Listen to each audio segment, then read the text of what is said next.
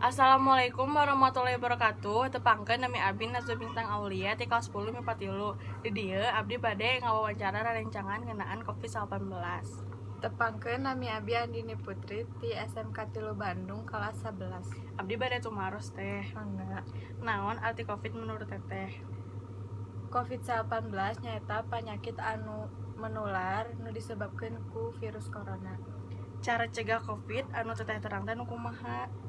Carana ku ngalakukeun kabiasaan 3M nyaeta mencuci tangan, menjaga jarak sareng menggunakan masker.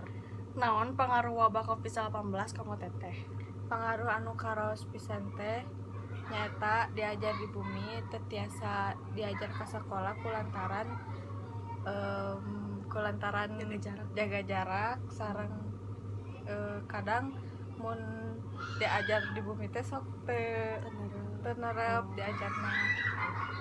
Mun atuh teh nuhun atos di wawancara ku abdi. Sakitu wae ti abdi. Wassalamualaikum warahmatullahi wabarakatuh. Hatur nuhun.